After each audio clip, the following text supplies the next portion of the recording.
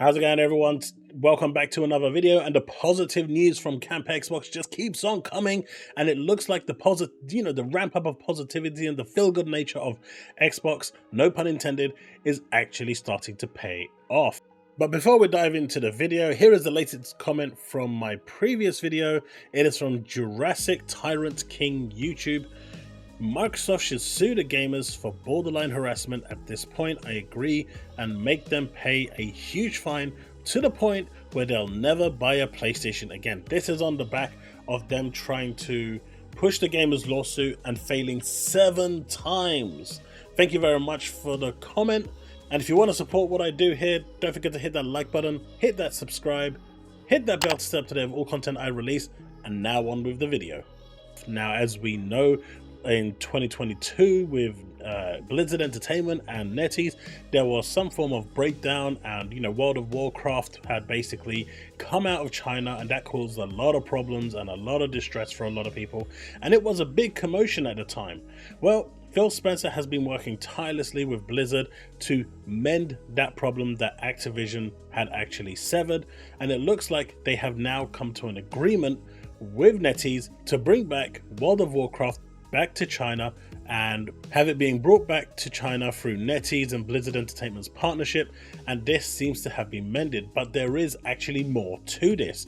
But if you're seeing on screen right now, Phil Spencer says, thanks to the incredible work done by Blizzard Entertainment and NetEase to renew our commitment to players, we will soon welcome back millions of our community members in China to our Blizzard universe. This is exciting for everyone at Xbox, Blizzard, and for players everywhere. Read more. And as you can see here, you've got our legendary worlds are for all to share, and that includes our passionate Chinese community.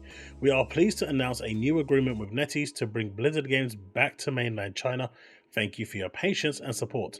But this doesn't just end there. You see, what's actually important here? Now, I'm going to have a link to these tweets in the description below, but if we go through to the actual article, it says the renewed publishing agreement will encompass games Chinese players had access to under the previous agreement.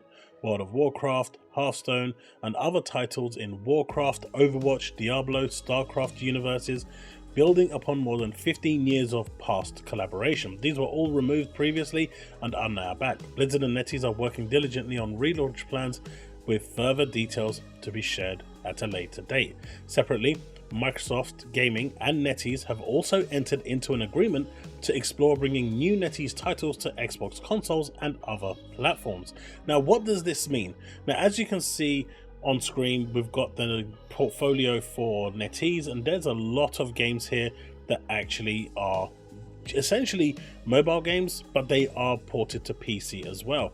And these are all the titles that they have been working on. Some of them are pretty decent, some of them not so much, but this will allow Microsoft to go into the mobile sphere like they've never before. King is a massive gateway for them, but China is one of the biggest mobile markets in the world. They are the biggest mobile market in the world, and this will actually allow them even greater exposure. But one title in particular that NetEase is publishing, which is insanely important, is one called Project Mugen. Now, Project Mugen, when it was first revealed, has been an phenomenal looking game, and it is set to rival the likes of Genshin Impact, Honkai Star Rail, which are the biggest hitters right now in terms of these games.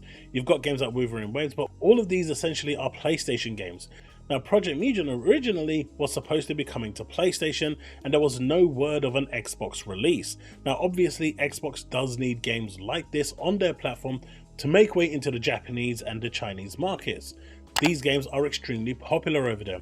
We've already seen the popularity of Palworld and how well that did in the Far East. Games like Project Mugen, which directly appeal to that audience, is going to be huge. And as we see with Palworld, which was really popular over in the Far East, games like Project Mugen is going to set on fire. Genshin Impact is already making almost $90 million a month. So this is amazing revenue coming in through just microtransactions alone. This is just for the gacha system, right?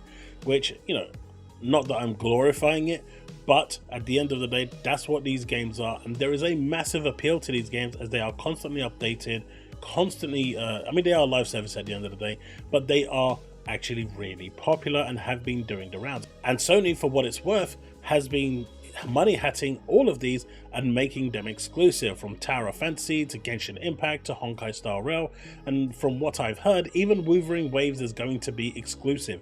Obviously we have Duet Night Abyss as well. We don't know if that's going to be exclusive to PlayStation at the moment. That is a kind of Warframe style anime take on it with the whole waifu side of things, but that's going to be on PC at the moment, with other platforms still in the works. But Project Mugen could be the title that Xbox wants to make a massive push into the Far East. This is huge news with them partnering up with NetEase, and the fact that these games are coming over to Xbox and potentially Game Pass is insane. Now, there is obviously mention that games will be coming to Xbox consoles and other platforms, likely including Game Pass on Windows. The fact that it's going to other platforms, honestly, I don't care. The fact that it can come to Xbox means that there's a whole audience there who does enjoy these games that are finally going to be able to play these games on their Xbox console, which is amazing, and enjoy these games through their Xbox console without worrying whether it's going to be there or not. This game obviously isn't developed by NetEase, it is published by NetEase.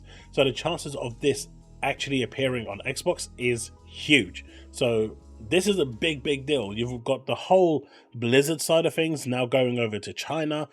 This also gives, you know, potential kind of a kick forward for more StarCraft games coming to, you know, us gamers. We might even get a StarCraft announcement at some point.